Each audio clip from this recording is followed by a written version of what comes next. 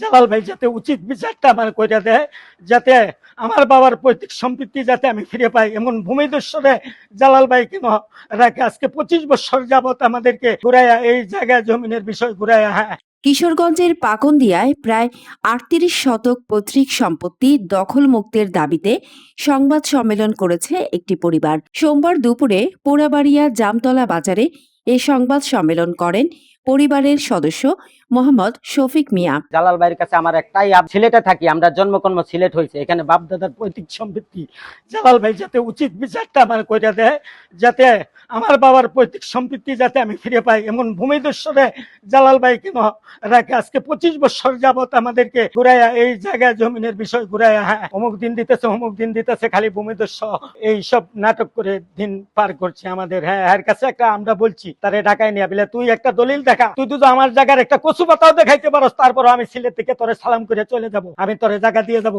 কিন্তু আজ পর্যন্ত একটা কোনো কিছু প্রমাণাদি দেখাইতে পারে নাই, কোনো কিছু। একটা কোর্টে তারে যখন অ্যারেস্ট করে ফলাইছে তখন মুসলিকা দিচ্ছে যে স্যার আমি এই জায়গার মধ্যে যাব না, আমি এই জায়গার মধ্যে যাব না স্যার, এই জায়গা তাদের বলেন যে মাইপা বুঝে নিত, এই কথা কয়ে মুসলিকা দিয়ে ছুটে আইছে। পরে স্যার আমরা নির্দেশ যে বলে তোমরা যাও গিয়ে তোমরা জায়গা মাইপা বুঝে নাও। পরে আমরা যাওয়ার পরে দেয়া এখানে অনেক 20-25 জন মহিলা লাগাই দিছে। আমিন টামিন লই আমি যাওয়ার পরে দিয়ে অনেক 20-25 জন মহিলা লাগাই দিছে। লাগাই দিয়ে মহিলারাও মানে গালাগালি করতেছে, দাও চুল্লি লইয়া মারামারি করতে আসতেছে, ল্যাং ধরে নাচতেছে, মামলাও করছে।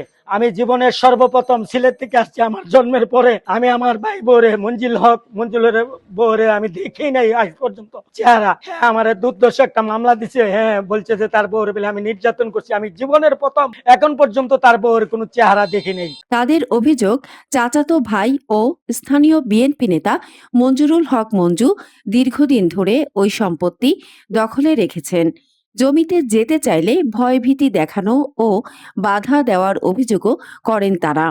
সম্পত্তির মালিকানা সংক্রান্ত কাগজপত্র ও আদালতের রায় তাদের পক্ষে রয়েছে দাবি করে দ্রুত জমি বুঝিয়ে দেওয়ার দাবি জানায় পরিবারটি। অত্যন্ত দুঃখ ও ভারাক্রান্ত হৃদয়ে আপনাদের সামনে আমার পরিবারের পৈতৃক সম্পত্তি দখল হয়ে যাওয়ার বিষয়টি তুলে ধরতে আজকের এই সংবাদ সম্মেলন আয়োজন করছি।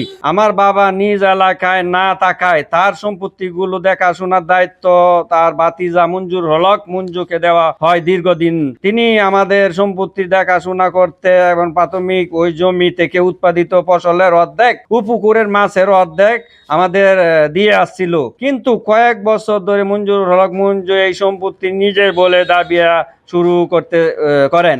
এক পর্যায়ে আমার বাবা তার পৈতৃক সম্পত্তি ফেরত চাইলে তিনি জমি ফেরত দেবেন না বলে হুমকি দেন। মঞ্জুর হক মঞ্জু বিএনপি নেতা, ইউনিয়নের বিএনপির আহ্বায়ক, এমনকি আওয়ামী লীগ যখন ক্ষমতা ছিল তখন সে আওয়ামী লীগেরও দলের নেতা ছিল, এখন বিএনপির মধ্যে আসছে সে।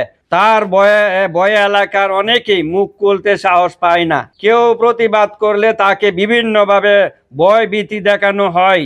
অভিযোগের বিষয়ে মঞ্জুরুল হক মঞ্জুর বক্তব্য নিতে তার বাড়িতে গেলে তার বক্তব্য পাওয়া যায়নি।